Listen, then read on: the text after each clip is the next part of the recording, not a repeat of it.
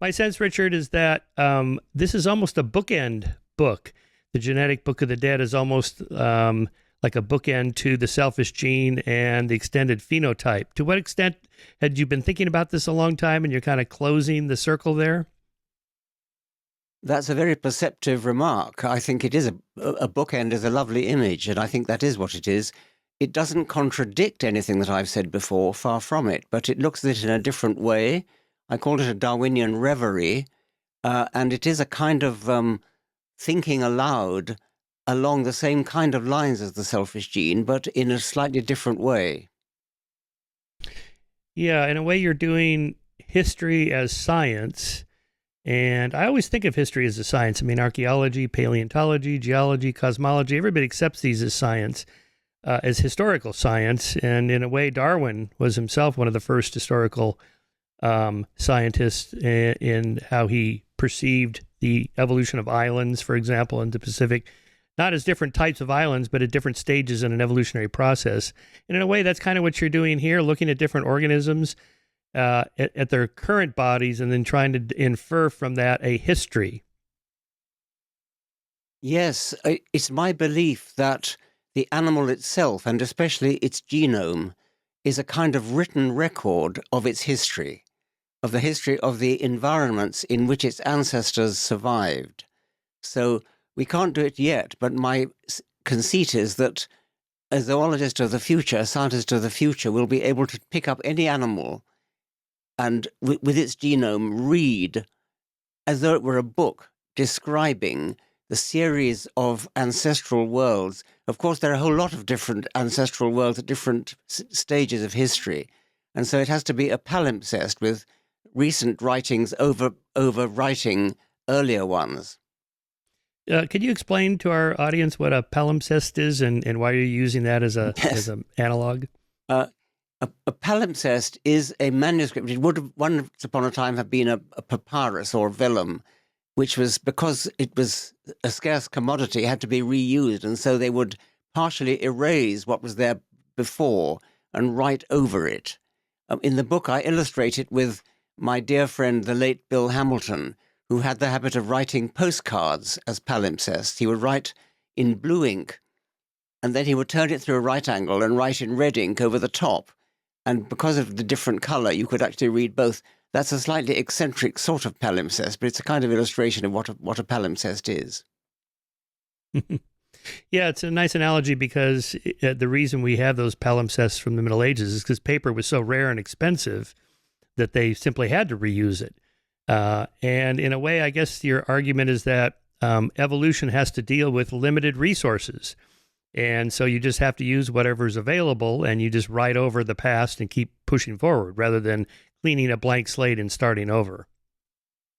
I hadn't thought of it that way, but that's very true, yes.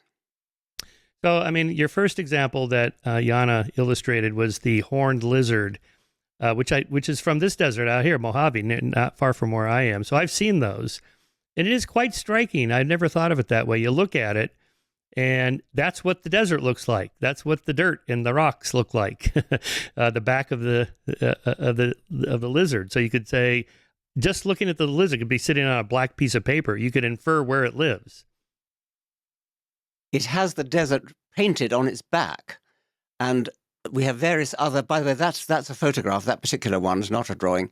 Hmm. It has the desert painted on its back, and other camouflaged animals like moths and frogs have their background, their ancestral background, painted on their backs. And my contention is that that's the obvious case, which you can see with the naked eye. But actually, every single bit of the animal inside it, every cell, every biochemical process is also an image of the environments in which the animal's ancestors lived. It's just that our eyes are not equipped to see it, and we need special equipment to see it in a way that you can use the naked eye to see the pattern of desert on the back of the Mojave lizard. So looking on the inside, you would find physiological characteristics of living in a desert. That is water retention, Precisely. dealing with heat, Precisely, those sorts yes. of things. Yeah. So everything about the animal's biochemistry has desert written all over it. Right. So what this indicates is history shapes organisms.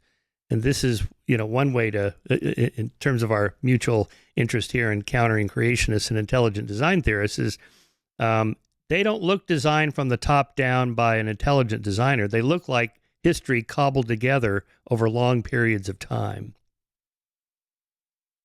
And a protagonist of intelligent design would have great trouble understanding the way an animal actually is, because unlike an engineering product of a human engineer, where you can start with a clean drawing board and start from scratch, evolution has to start from where it's got to.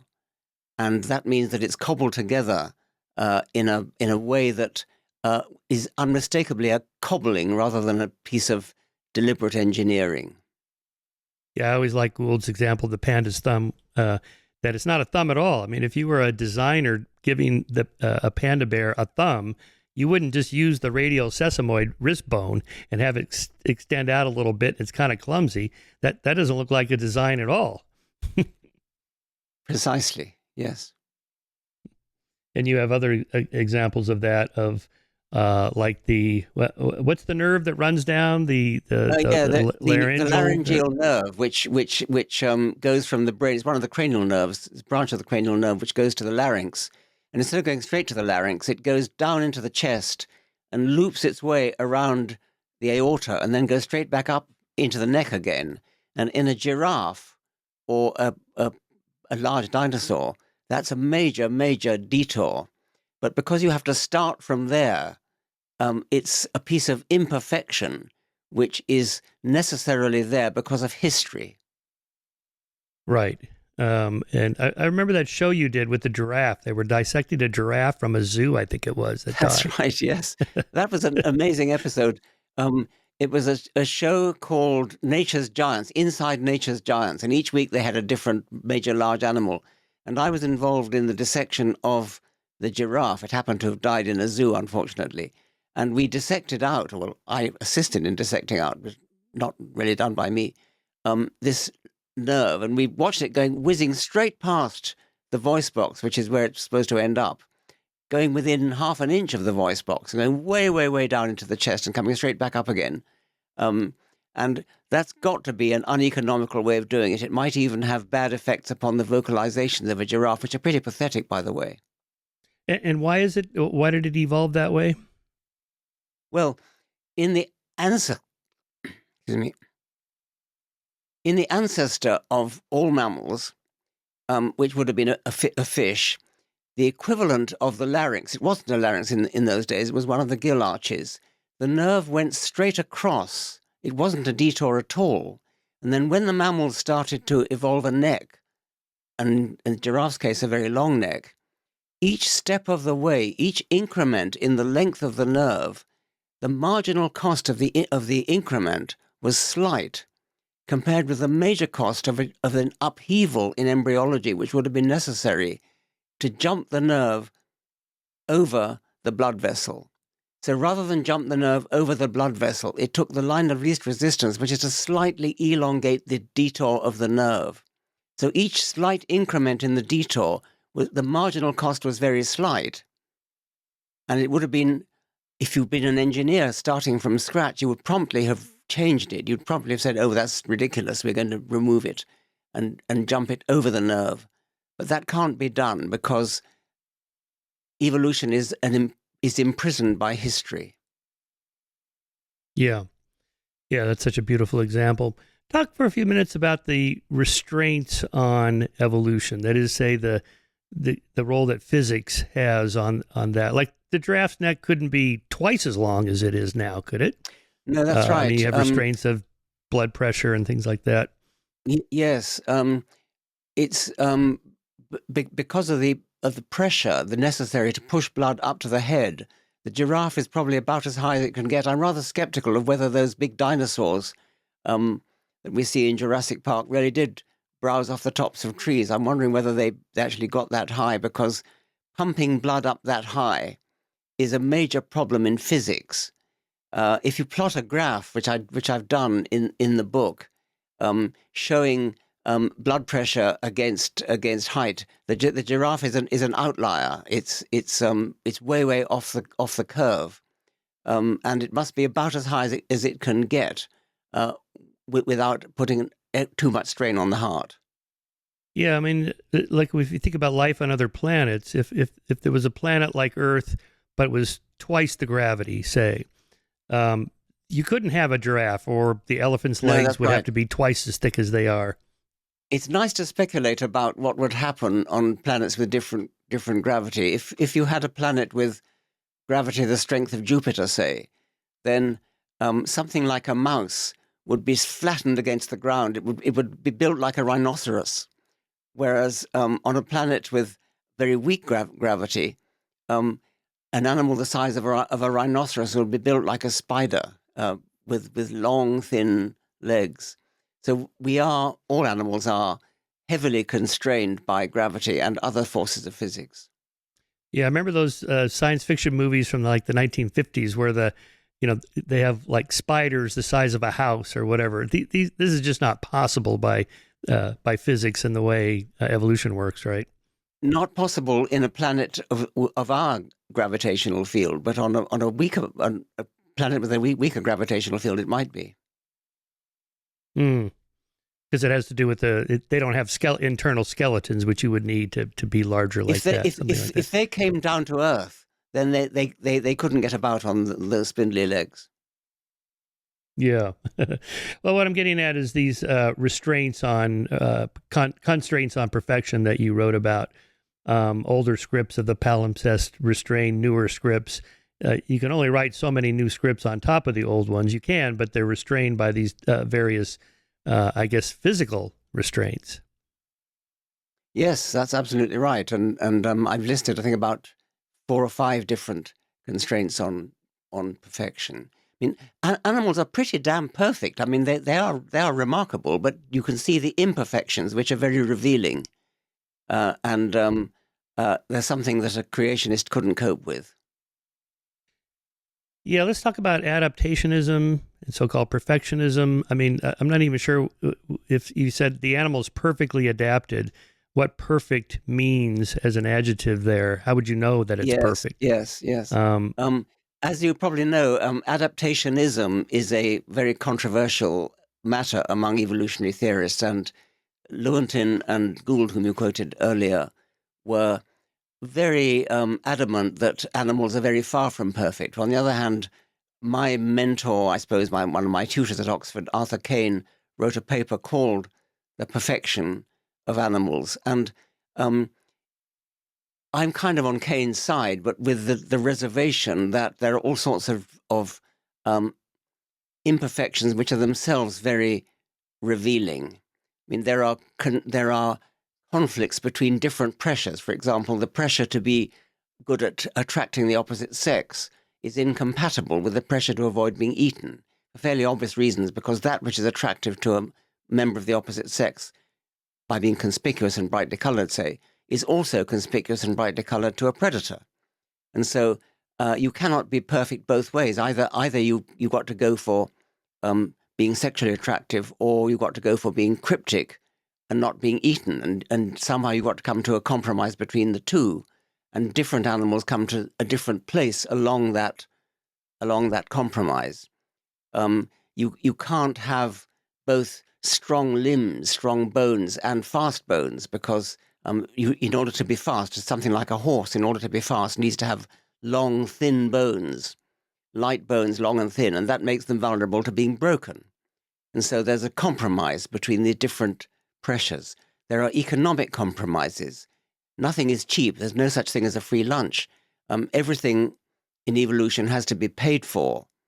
And the more you put into one part of the economy, the animal's economy, the less there is left over to put into the other part of the economy. If you think about something like a potato plant, which has, as it were, to balance its budget, it's got to balance between having lots of leaves to photosynthesize, and having flowers to reproduce by. It's got to have underground tubers to make a storage for the following year. All these things have to be paid for out of a kind of common budget.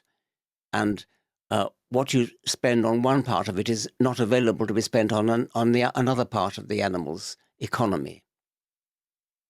Yeah, years ago I followed the whole debate about the QWERTY keyboard. And it was often described as this clumsy, terrible system, but we were stuck with it because of early adaptation and lock-in, as it's called, and market lock-in and so on. But in fact, when typists actually tested it against the supposedly vastly superior Dvorak system, it was pretty close. You could type like 120 words a minute, a really good typist on QWERTY, and maybe 140 words a minute on the Dvorak. It wasn't terrible. It's just, good enough. It works pretty well. Yes, that's right. I suppose maybe that there's so many more typists type with QWERTY than with Dvorak that it's a slightly unfair comparison. But I mean, a real champion typist can probably do better on Dvorak than on QWERTY. But we're all so used to QWERTY that we can't change now. Yeah. But analogously, dropping the word perfection, good enough, or really pretty good. Our vision, you talk about the blind spot in the retina. Yeah, okay, it's not great. But, our vision is really quite striking. It's amazing what we can see. It is. I think what happens is that you have an imperfection like the blind spot.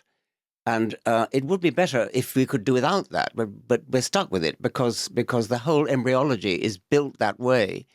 And what happens is that when you have an imperfection like that, natural selection comes along and kind of cleans up afterwards and titivates and, as it were, makes it all come right. I mean, what happens with the blind spot is that the brain fills in the gap. And if you happen to have an enemy, say a creeping predator in the blind spot, you wouldn't see it. But you don't know it's there. We go throughout our lives utterly unaware of the fact that we've got this blind spot because the brain is filling in the missing part. But it's true that if you had something that really mattered in the blind spot, you would miss it. It would be serious. Yeah. All right. You write here, well, you quote Sir Darcy Thompson, everything is the way it is because it got that way, which sounds a little redundant. It's right, yes. Right, but then, but why are you quoting that? Go ahead and riff off of that. Let me think. I can't remember why I quoted that. Well, here, I'll just read what you wrote. Here's you speaking, Richard. Then you can riff on this. The genome of every individual is a sample of the gene pool of the species. The gene pool got to be that way. It is over many generations, partly through random drift, but more pertinently through a process of non-random sculpture. The sculptor is natural selection, carving and whittling the gene pool until it and the bodies that are its outward and visible manifestation are the way that they are. I'd wondered if you might have titled your book, instead of The Genetic Book of the Dead, the Phenotype Book of the Dead. Yes, that might have been better. I've long liked the title, The Genetic Book of the Dead. I'm not sure why. I actually have a chapter with that title in one of my earlier books, and I wanted to write a book called The Genetic Book of the Dead for some time. Yes, I mean, the gene pool, which is the set of genes of the species, has got that way through generations of natural selection. And the individual animals that we see are samples from that gene pool. So over the generations, the gene pool is gradually carved and whittled, as I put it, into shape to fit the changing environment. And what we see is samples, which are the individual animals that belong to that species, and they're different from other species. So each species has its own gene pool and its own history of adaptations to its way of life. And if they're carnivores, it's one thing. If they're herbivores, it's another thing. But every species has its gene pool, which is sorry. All right, let me tee that up again for you here by just reading your next sentence in that section of the book where you're talking about the species as an averaging computer. This is you now. The Genetic Book of the Dead is a written description of the world of no particular ancestral individual more than another. It is a description of the environments that sculpted the whole gene pool. Now, you're often associated with, being a gene's eye view of evolution. So here you seem to be, I'm not sure what you're doing, making a deeper dive into it or a longer time perspective on it? I like the idea of the gene pool as being a kind of computer, because what we're getting here is a sort of averaging out of selection pressures on lots of individuals over a whole population and over many, many generations. So any one individual is only a sample of the genes that are available in the population as a whole. And what's really happening is that some genes are becoming more numerous and other genes are becoming less numerous. So it's as though the genes are kind of like the bits of information in a computer, and they are changing in frequency. And what we're seeing when we look at an individual is a sample, I suppose a random sample, if you pick a random individual, of the set of genes in the gene pool at any one time. So any one individual may be good or bad, may be good at surviving or bad at surviving, but the genes are what come through as the generations go by. Successful genes come through, unsuccessful genes disappear. So it's kind of like, maybe I'm a bit too fanciful in saying the gene pool is like a computer, but it was a sort of poetic image that appealed to me at the time. Yeah, no, it makes sense. But this would not be an example of group selection, though, right? It's not group selection, it's gene selection. What really changes in frequency is the genes. So the actual unit of selection, the actual thing that becomes more frequent or less frequent in the world is genes.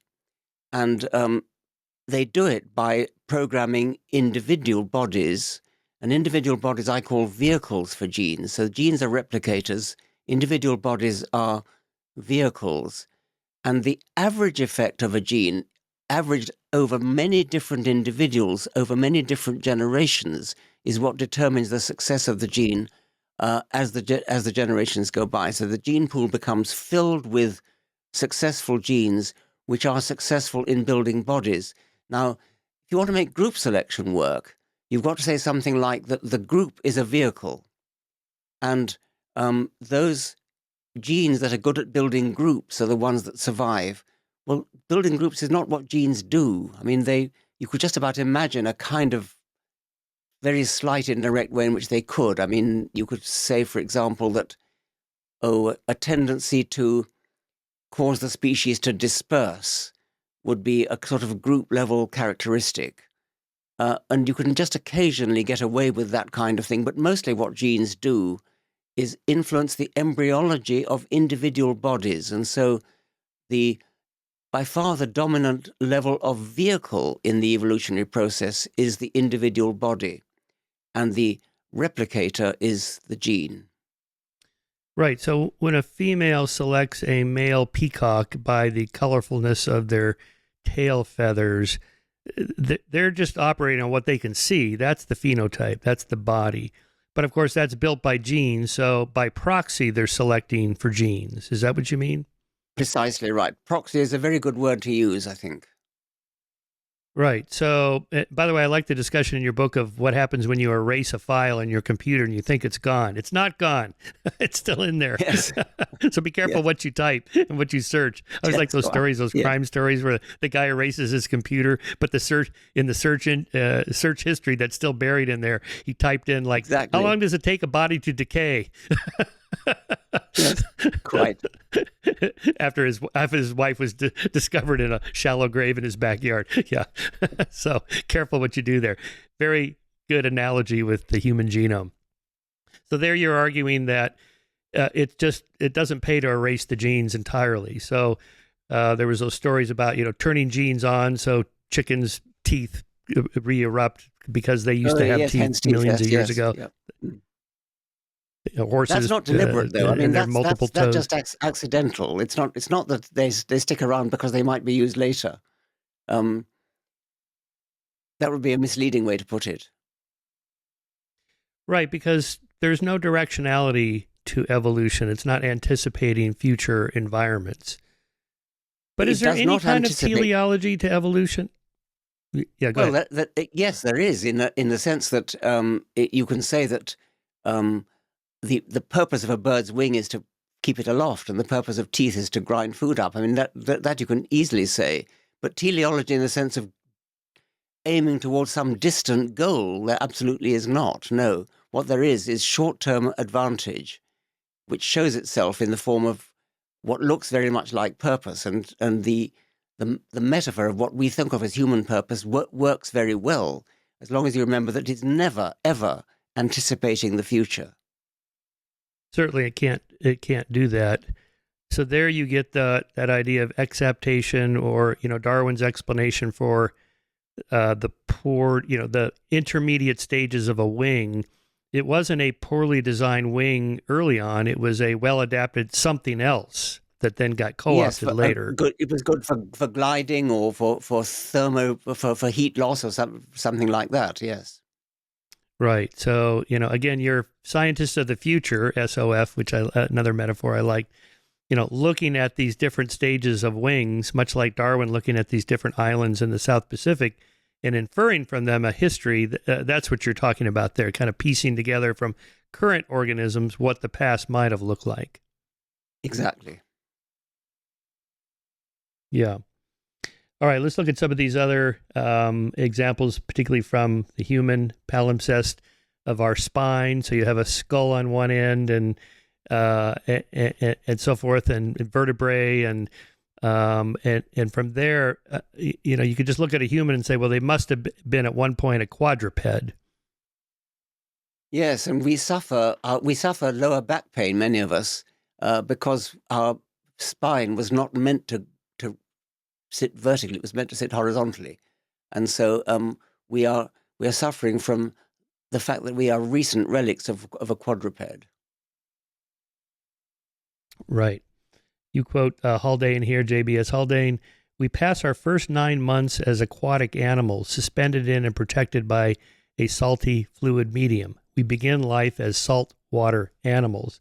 This almost echoes ontogeny recapitulates phylogeny, which I thought was a largely discounted idea from the 19th century.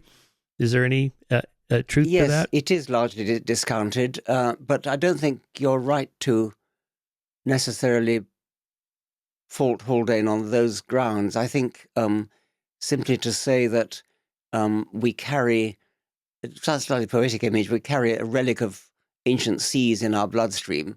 That's a relic of history. It's not really saying ontogeny recapitulates phylogeny. That's the animal climbs up its own family tree. There is some truth in it, by the way, but it was overdone and taken much too seriously, literally, by such people as Ernst Haeckel. Yeah, but I guess you might say it's hinting at, or it's a proxy for, or something of history, that at some point we must have been aquatic animals because of those stages we go through in early embryology. Yes, that's right. It could be one of those cases where there's a certain amount of truth in that so-called biogenetic law. Yes. Yeah. All right. I loved your section on land and sea tortoises. And the doubling back in the sea onto the land, then back into the sea. Talk a little bit about that. What you're inferring from that, and yes, what your beef is with tortoises versus turtles. Yeah, it is a remarkable fact that so many animals, having left the sea, troop back again. I mean, things like whales and dugongs, manatees, otters, seals, lots and lots of animals, including some invertebrates as well, having got all tooled up for life on land, then troop straight back into the water again. Not straight back, but eventually back into the water again. And that's remarkable enough. But land tortoises, went back yet again, having come onto the land, fish coming onto the land and making land-dwelling reptiles like lizards, went back to the water as turtles, as sea turtles, and then re-emerged from the sea back on land again as tortoises, a doubling back. I think it may be the only example of that. Yeah, interesting. And then you have this discussion of the tetrapod forelimb that we all have, right? You have the one long bone here, and then the two bones here, the ulnar and radius, the humerus, ulnar radius, and then the phalanges, carpals, metacarpals, and phalanges. And that the reason we have that is ticklactic, which was a couple 100 million years old, climbing out of the ocean as a transition. Yes. we presumably have a relic of Tiktaalik's pentadactyl limb, and it's stayed with us. It's not clear that 5 fingers is necessarily the best thing to have. It's just that once you've got it, it might be a kind of embryological constraint to keep it. I mean, it could well be that we would be better off with 4 fingers or 6, but we might be stuck with 5 because of the embryological constraint. That's another example of the constraints we were talking about earlier. Right, but looking at, say, fossil horses over the last, I don't know, tens or 20, hundreds of millions of years, whatever they are, tens of millions of years, I guess, you infer this evolutionary history of going from, that particular structure I just described down to one toe. Yes. So horses embryologically have the right number of toes, have 5 toes, but then they lose all but the middle one, and that's what they walk on. So they're walking on the middle finger, on the middle toe. Yeah. Okay, talk about reverse engineering. Is that what we're talking about here for your scientist of the future? I suppose so, yes. One of the things we can do with animals is infer what they're built for by saying, what would an engineer, how would an engineer have designed something? And I think I use an example of reverse engineering as a device that was found in a Greek ship. I forget what it's called. What is it called? Oh yeah, that little mechanical geared device that was a computer. Yes. Okay. Yeah, I better what not was use that that. called? Better not use that example because I can't think what it's called. But we look at an eye, for example. Okay, let's start again. We look at an eye and we say, well, it looks very like a camera. If I was an engineer, I would probably design a seeing machine that looks pretty much like this. It would have a lens, it would have a dark chamber, it would have a screen at the back with light-sensitive units, photocells on it. So we can look at the eye and we can immediately infer what it's for by reverse engineering. That's what's meant by reverse engineering. In human technology, industrial espionage, companies will steal or will reverse engineer the product of a rival company and work out how it works.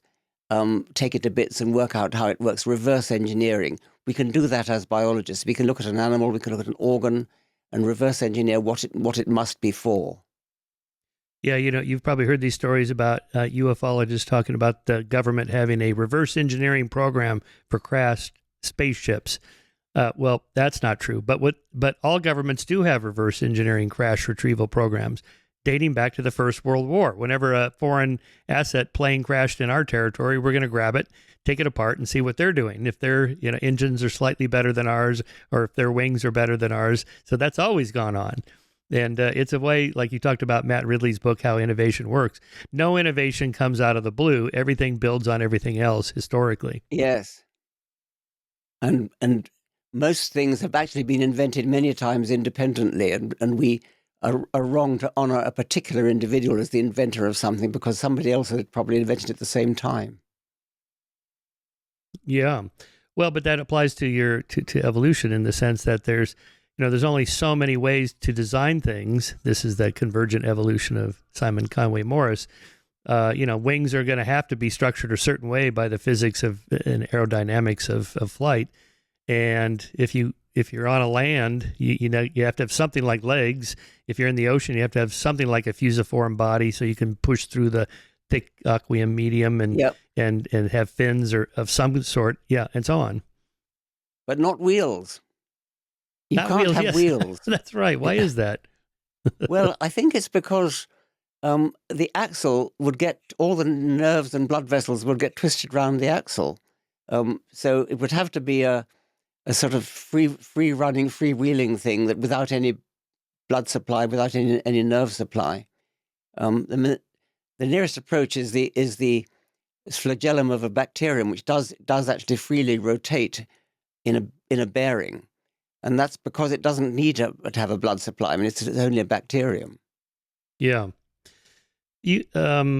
You also talk about transitional fossils, which has always bothered me. And you're the one that first taught me how to think about this, because you said there really are no transitional species.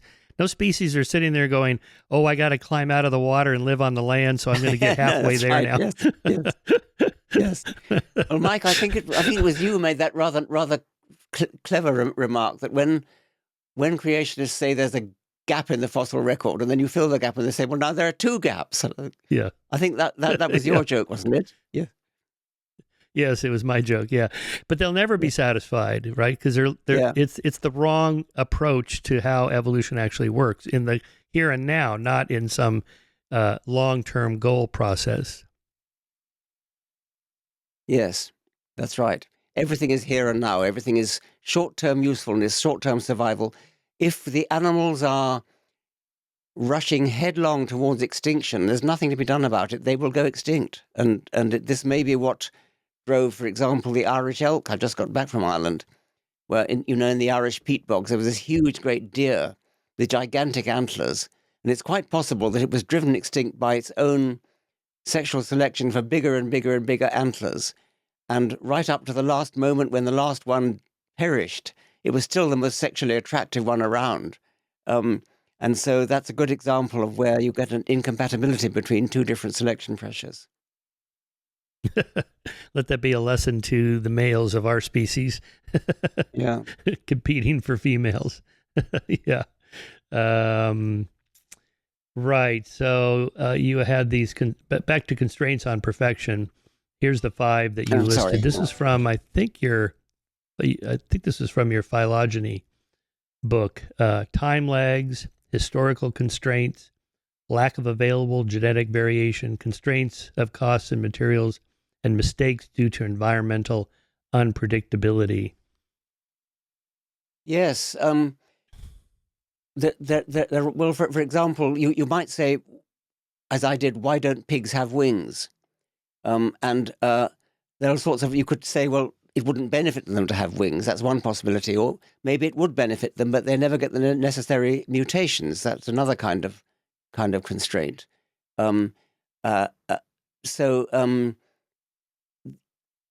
Well, maybe that's rather a silly example, but angels don't use their arms as wings. They have separate arms and wings sticking out of the back of their shoulders. In order to have that, you would have to have an embryological process which perhaps just doesn't exist. There are not the necessary mutations to push wings out from the back of the shoulder. If you want wings, you have to make use of what's already there, which would be the arms in the case of a vertebrate. And that's what bats do, that's what birds do. In the case of insects, they do have a pushing out from the thorax. It's a different way of doing it. And for some reason, the embryology of insects allowed wings to be projections of the exoskeleton of the thorax. They don't modify one of their legs, but vertebrates always modify one of their limbs in order to make wings. Like the bat that has that one extended finger that becomes the major structure of the wing? Well, no, that's a pterosaur. Bats use all their fingers. Oh, the pterosaur. Pterodactyls have one extended finger, which is the fourth finger, the ring finger. Right. That's right. And it gives me the creeps, because I can't stand the idea of fingers being broken, and the idea of a huge, great, long finger, which in the case of Quetzalcoatlus would be meters long. Yeah, back to I forgot I was going to ask you this on the transitional fossil thing. It was you who said, I think it was, no Homo erectus mother ever gave birth to a Homo sapiens child or Neanderthal child or whatever it would be. Yes. So how do we get new species? This gives people trouble. I once had a letter from a lawyer who thought he disproved evolution because he said species can't mate with members of other species. At some point, there must have been a Homo erectus which gave birth to a Homo sapiens child, and that one generation couldn't mate with the previous generation. Doesn't that disprove evolution? Of course it doesn't, because, as you said, there never was a moment when the first Homo sapiens was born. It's always gradual. if you lay out our ancestors generation by generation, a huge great procession back in time, you go all the way back, not to Homo erectus, back to fish, and there never would be a single change, a single sudden change where you could say it's a new species. It's always the same species. And yet, after a sufficiently large number of generations, going back from humans, you would come to a fish. It's not that hard to understand when you think that an adult goes back to a baby. And there's never a moment when you say this baby has ceased to be a baby, it's become an infant. It ceased to be an infant, it's become a child. It ceased to be a child, it's become a teenager. It ceased to be a teenager, it's become an adult. It doesn't happen like that. It's always gradual change. And yet after a sufficient length of time, it's so different that you can use a different word for it, like fish is a different word from human. And yet every single generation of intermediates between them would have been the same species as the previous generation and the next generation. Yeah, so it depends on, I guess, what concepts you're using to define things like a species. So here I'll invoke Ernst Mayer's famous definition: a group of actually or potentially interbreeding natural populations reproductively isolated from other such populations. Now let's use humans. Yes. Yeah, go ahead. No, please, go ahead. But that definition is what you need when you're looking at species that are living together. So when you say, as for example, humans and chimpanzees are different species because they can't interbreed, that's applying the Meyer definition. But when you look backwards in the historical record, then you go back to, say, the common ancestor of chimpanzees, which would have lived about 6 or 7 million years ago. There would have been interbreeding every step of the way. If we could discover all the intermediates back to the common ancestor with chimpanzees, and then forward again from that common ancestor to chimpanzees, if we lay them all out in a great big row, great big line, every single one of them could mate with the next door one. And so you could mate with somebody who could mate with somebody who could mate with somebody who could mate with a chimpanzee after a sufficiently large number of steps of the way. It's only because the intermediates are all extinct that we're able to apply the Meyer definition at all. If every animal that ever lived was still, if every species that ever lived was still alive, you couldn't apply the Meyer definition. If every animal that ever lived was still alive, you couldn't apply the Meyer definition. It would all be merging into each other. They could all mate with They could all mate with somebody who could mate with somebody who could mate with somebody who could mate with the other species. And that we still see sometimes in so-called ring species.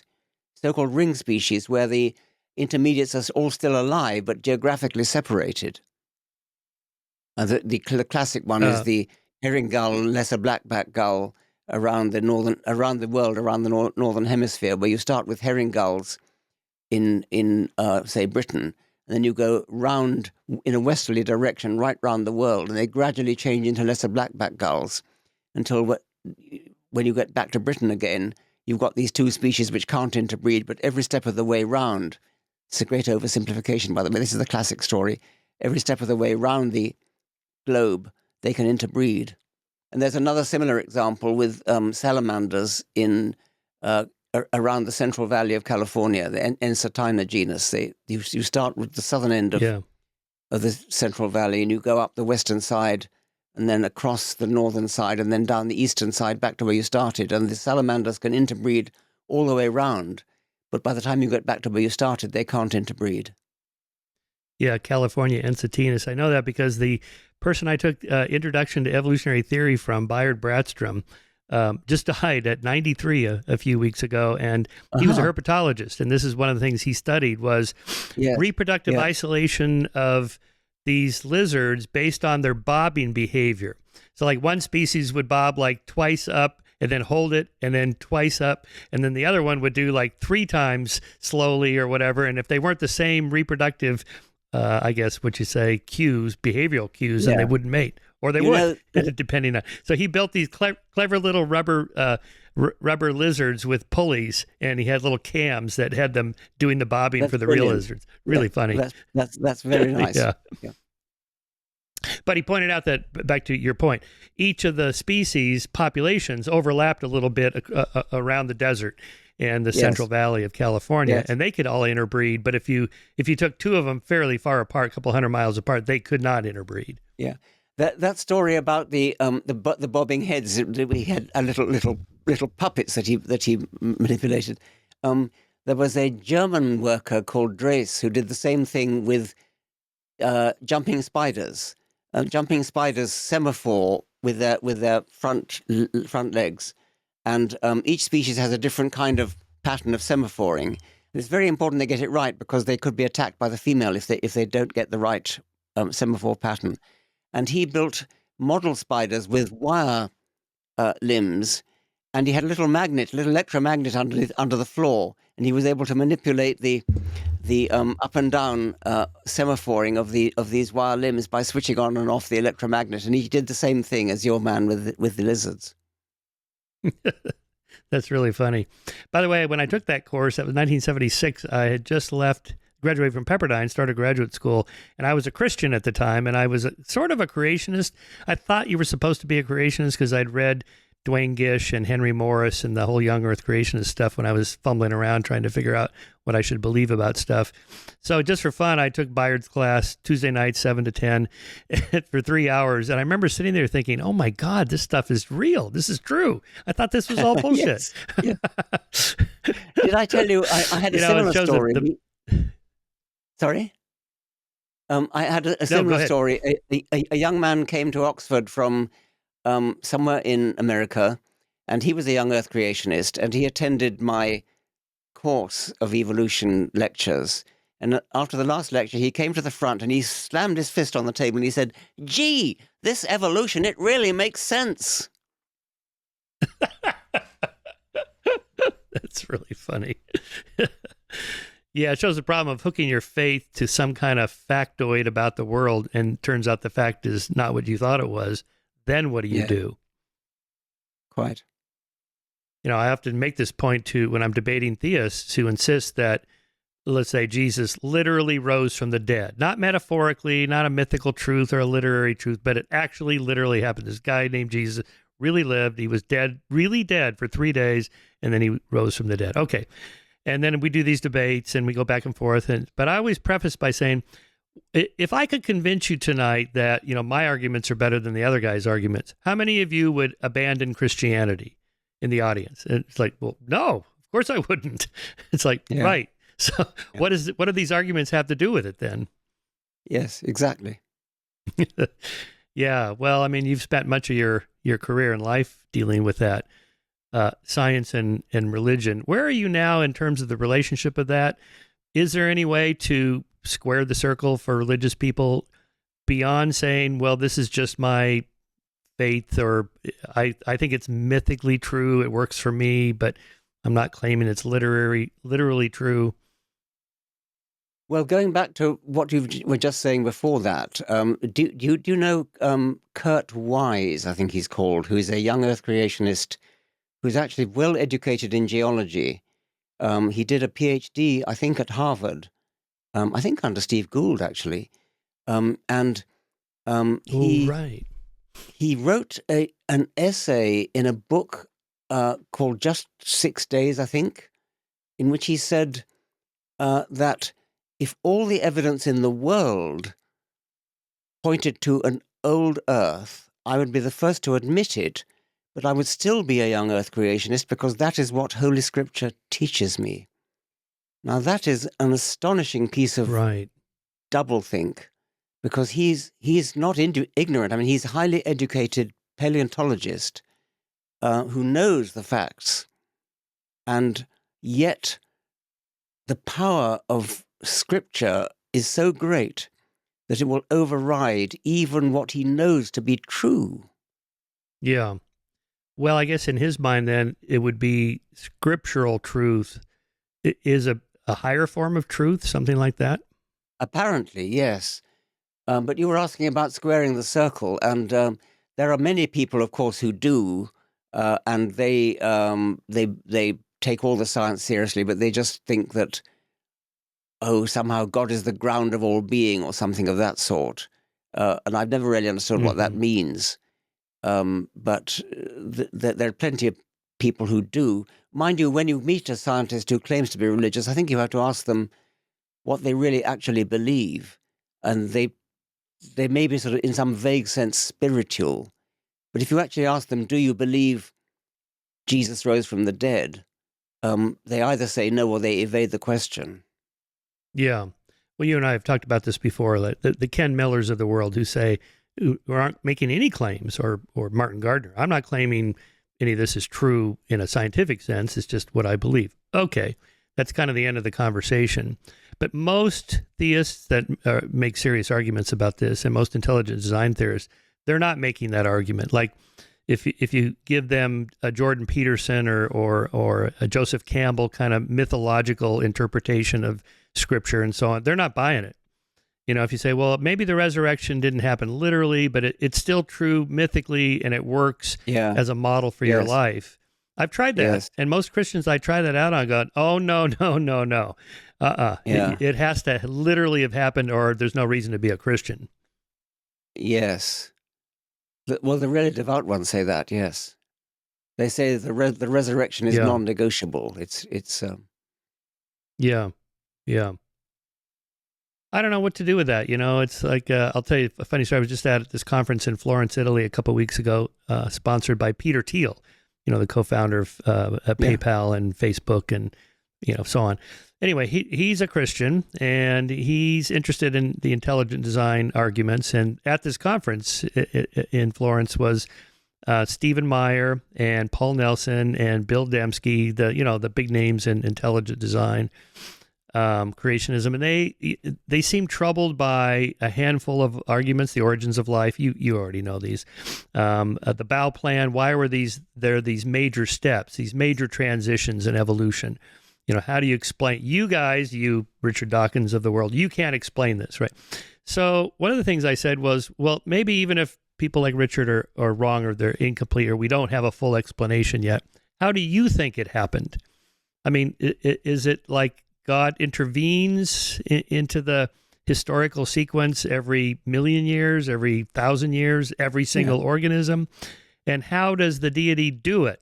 I mean, if God, because they always say God is not material, it's not a corporeal being, it's not an agent like humans or whatever. It's this whatever ground of all being kind of thing. How does he interact with the particles to stir the genome, to change the genes, to mutate the organism, to have it develop eyes or wings or DNA from RNA or whatever it is?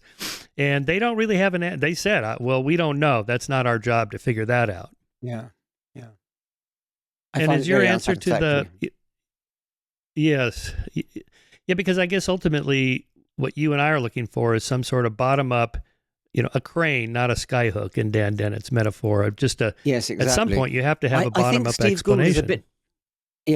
I think Steve Gould is somewhat to blame for promulgating this idea of major steps in Bow Plan, which need a special kind of explanation. I think you can do it all by gradual degrees, by gradual changes. I think his book, Wonderful Life, beautiful though it is, gave some people the wrong idea that there was, in the Cambrian era, this period of almost magical, trying out of new bow plana, that's the right plural, and somehow evolution changed its quality after the Cambrian. I think that there are some people who got that idea from that book, and it's very unfortunate. I mean, it was evolution was the same kind of thing in the Cambrian as it is now. And is the problem that because it's an apparent explosion of fossils in one set of bedding plains, like the one up in Canada, the Burgess Shale, it's just only in hindsight that it looks like an explosion, but in fact it's because... Hindsight is exactly right. Because we see those animals through the lens of modern animals, and we say, oh, this looks like a crustacean, this looks like a mollusk. And crustaceans and mollusks are very different, aren't they? And therefore, because in those days, this was like a crustacean, that was like a mollusk, there must have been a major bow plan sort of macro mutation. I make an analogy of going into a garden and seeing a tree and saying, isn't it funny? Nowadays, all the new growth seems to be at the twig stage, not at the major bough stage. But of course it isn't. I mean, the major bough stage is ancient. And those major boughs once upon a time were little tiny twigs. And then once upon a time, mollusks and crustaceans were sister species. And there once was an animal that had two children, one of whom was destined to become a mollusk and one was destined to become a crustacean. That's true. That's necessarily true. And yet we don't confuse ourselves by saying, well, that one of those children was a crustacean, one of them was a mollusk. Of course it wasn't. They were whatever they were, this ancient species, some kind of worm probably. And it's only the distant descendants that we recognize as being separate phyla, mollusks and crustaceans. But it is a fact that there must have been an individual who had two children, one of whom became the ancestor of all the mollusks and the other became the ancestor of all the crustaceans. And another one, we could do the same thing with vertebrates. Mm. And that's okay, one of the surprising responses I fact. get It's got to be true. Sorry? Yeah.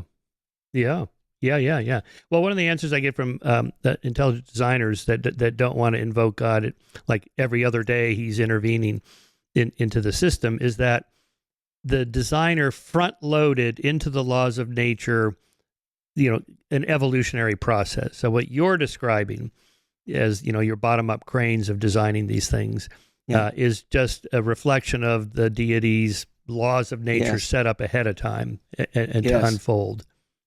Yeah. And how do you respond to an argument like that?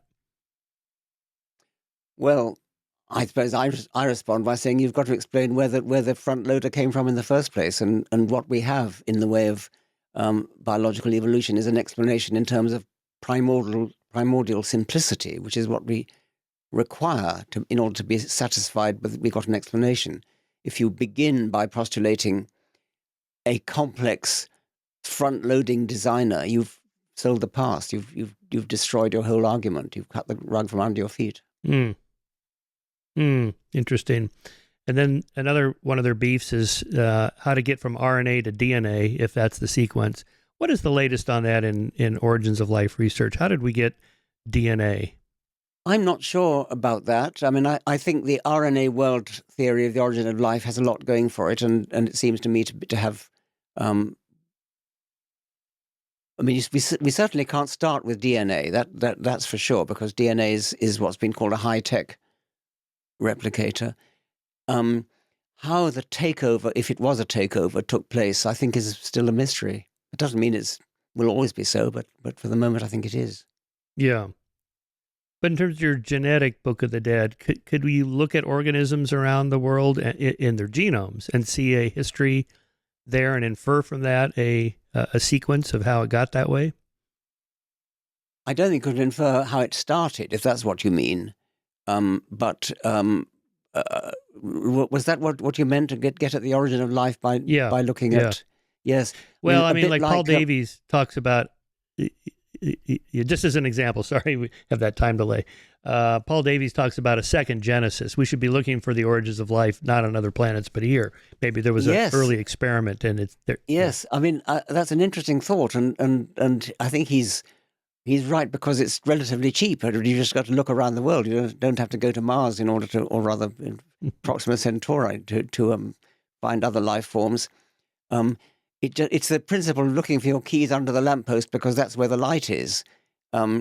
It's just possible that somewhere in some hot spring that you will find a kind of bacteria-like creature that doesn't use DNA. I mean, or indeed RNA. It doesn't use polynucleotides at all, but has some completely different kind of genetic code. Wouldn't it be wonderful? That would be spectacular. I wish Paul all the joy of his quest. Yeah. Well, that would say a lot. And also, if we found bacterial grade life on Mars or something like that didn't have DNA, but had some self-replicating system, that would go a long way to explaining how it happens naturally. That would be simply wonderful. I mean, that would be if life was found on Mars or Enceladus or something, and it had a totally different genetic system, that would be a second sample of a life. We only have one life. That's DNA-based life, or polynucleotide-based life. And immediately that would tell us, well, if there's life on Mars, that immediately tells us there's life everywhere. The universe is crawling with life because if it happens twice within one solar system.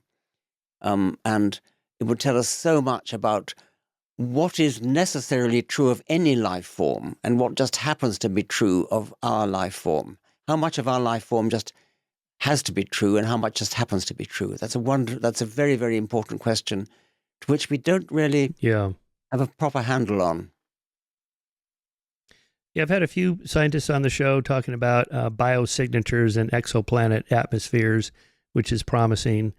More intriguing are the technosignatures, like a Dyson sphere around some other star that would indicate civilizations or whatever. Yes.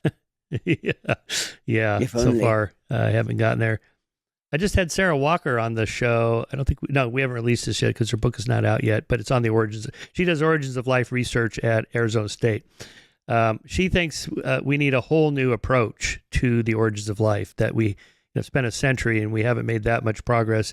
So her thing is assembly theory. I don't know if you're familiar with assembly theory. I tried to understand it. It's a little bit beyond my pay grade, but I like that approach. Let's just try something completely different and see how it goes. Yes, I like that approach. Yeah. Okay, just the last couple of deeper topics here on, the nature of reality. You talked about what it's like to be a bat. Thomas Nagel's famous experiment. It's fun to think about. Or what it's like to be a dolphin I prefer as an analogy, because I can kind of imagine swimming in the ocean with dolphins, which I've done. And if you had one of those big mono fins that you put on your feet and you kind of flap this way, and, maybe you put on a snorkel and some, huge echo things and made a sound device. And you could sort of imagine what it would be like. But at some point you'd just have to be a dolphin. And then you wouldn't be a human asking what it's like to be a dolphin. That whole kind of metaphysical or philosophical problem seems to be conceptually problematic.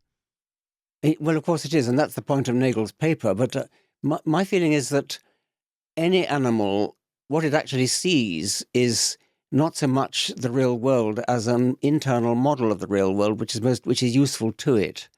And so a bat or a dolphin, although they're using echolocation, using sonar to find their way around and to find their prey, what they actually perceive could be pretty similar to what we perceive, although we use our eyes and they use their ears, because in both cases, what we're actually seeing is a model which we construct in the brain, which is useful to us. And so for an insect-hunting bat, say, it needs the same kind of model, say, as an insect-hunting bird by day. The bat is hunting by night, the bird is hunting by day, but they've both got the same problem of catching insects on the wing. And so what they need is an internal model which represents the position and velocity and acceleration of small moving targets. And what it's like to be a bat may be rather similar to what it's like to be a swallow, because both have the same internal model of the world, which they need in order to feed and to survive. I've even speculated several times now that bats may hear in color, because color is just the hues that we see are just useful labels that we pin onto. We happen to, since we're visual animals, we pin onto light of different wavelengths. And when bats went effectively blind, they would have had those internal labels, labeled red, green, blue, etc., hanging around in the brain doing nothing. And why not stick them onto echoes of different textures? So red might be a shiny texture and blue might be a furry texture, for example. That would be an economical, sensible use of these internal labels, which would have been hanging around doing nothing after bats went blind, almost blind. Yeah, interesting. That's like synesthesia, where people feel colors, exactly. Or it would be a highly developed form of synesthesia. Yeah, interesting. Well, that brings to mind, Donald Hoffman's interface theory of perception. I think you're familiar with it. We may have discussed it in a previous episode, and he's part of that email thread that you and I have been part of about, what is consciousness, and this kind of research shows that consciousness is primary, it's everything, and that you see one thing, the bat sees something different. That means we're not actually in touch with reality. I don't know. It seems to me what you just described, but both the bat and the bird have an internal model, because there is a reality that really is there. There really are insects that need to be caught on the wing, and the details don't really matter. It's the yeah. Yeah. What I've no patience with at all is the idea that atoms are conscious and grains of sand are conscious, and things which seem to be surfacing in that email thread, the email correspondence, which we've been subjected to. Well, but to be fair to anybody listening, there's tons of books on these things. Christoph Koch's new book and Philip Goff's books on panpsychism. I mean, I'm astonished that this has become a thing. I know, I am too. It's like, I don't know what it's going on there. It's like taking one idea, like Donald Hoffman's is an interesting theory, that those models of the world are like the icons on your laptop screen. And, there's a little trash can there at the bottom right of my Apple computer. But if I open it up, there's no trash can in the hardware. It's just a icon. I mean, I get that. That's absolutely fine. There's no problem with that. But talking about rocks as being conscious, atoms as being conscious is just drivel. I mean, that's I think it's lunatic. Yeah, but I mean, if I hold up, let's say my iPhone or whatever, just as an object, I'll make it my mug. So yes. if I want to reach around it, I have to go like this because there really is a mug there. Now, when the bat flies by and zips around it, its icon of the mug in its brain is surely quite different from the visual icon I have in my I'm visual not sure cortex. About that. No, but it could be the same. Oh, why should it not be the same?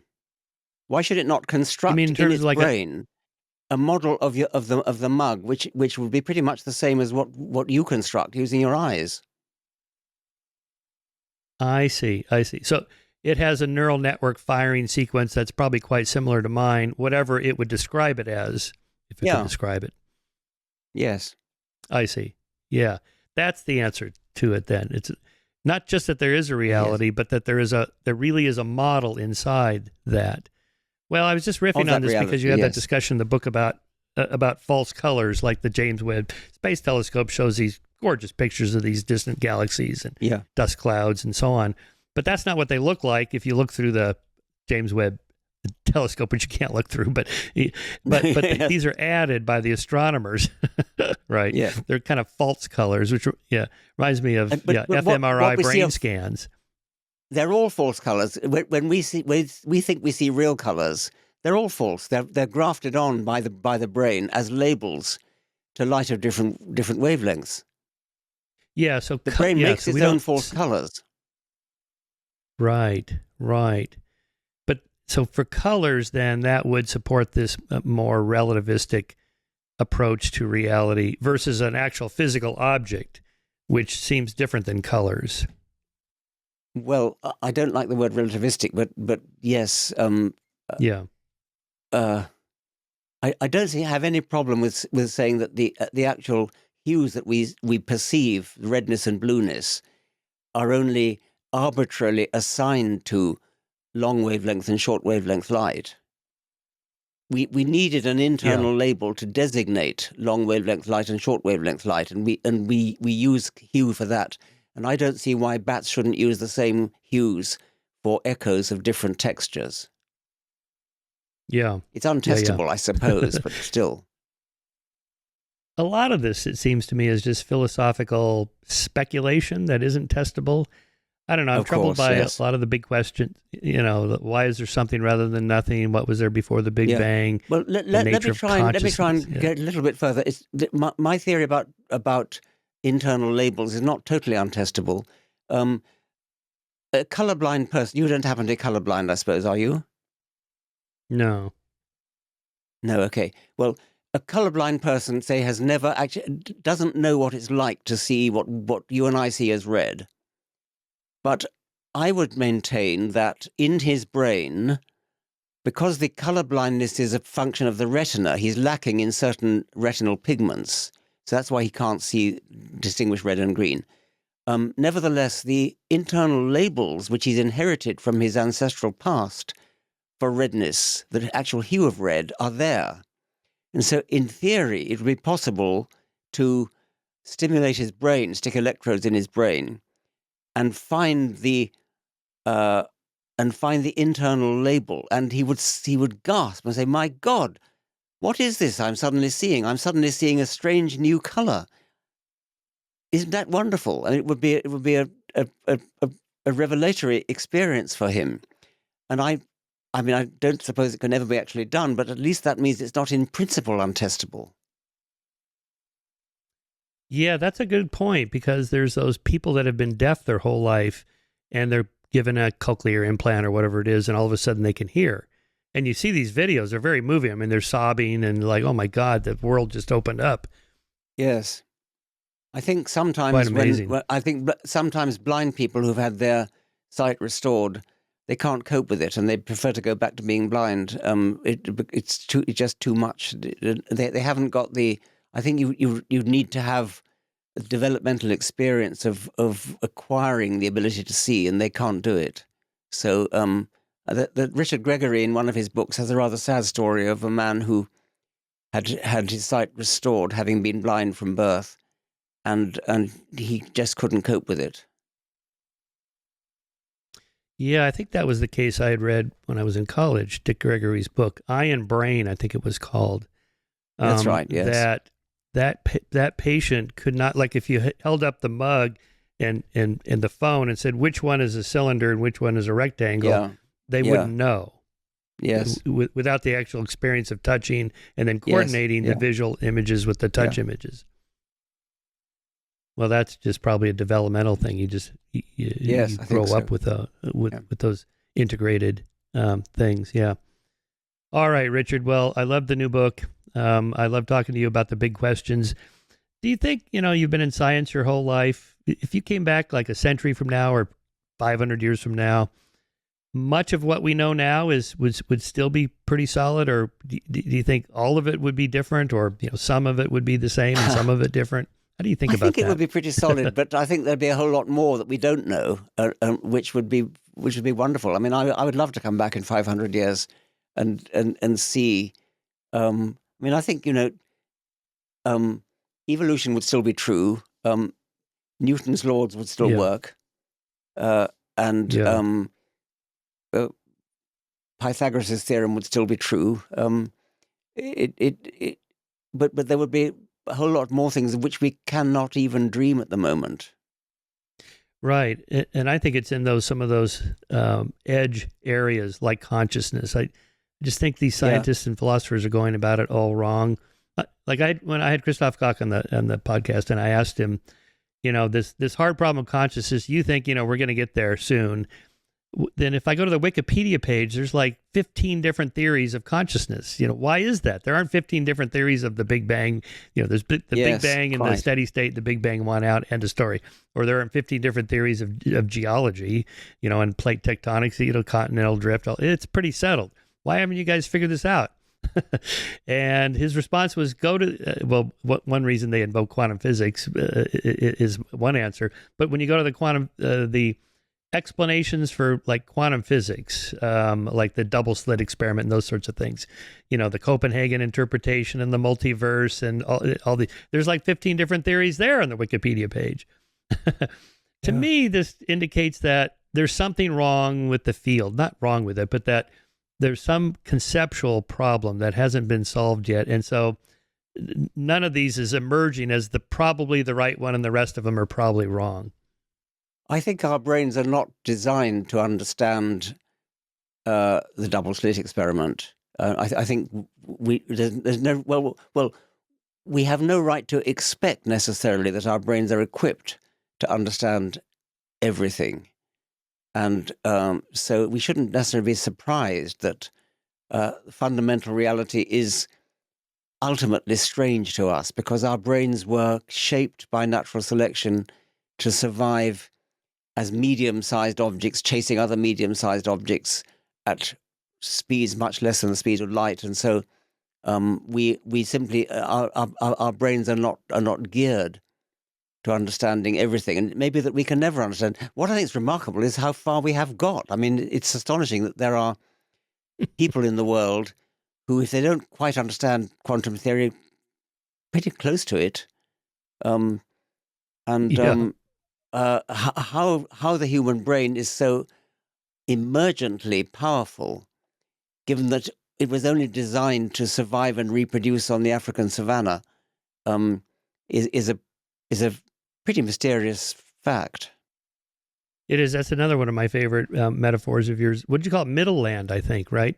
Or middle world? Middle world, yes. Of where middle world, yes. Yeah, it's such a great analogy because, right, we're not designed to understand, deep time, deep space, the subatomic world. I mean, there's nothing to hook it on in there metaphorically, conceptually. No. You go, oh, now I get it. String theory. No. They always show somebody with a violin, like, what's a vibrating string? It's really not like that at all. I think Richard Feynman said, "Shut up and calculate."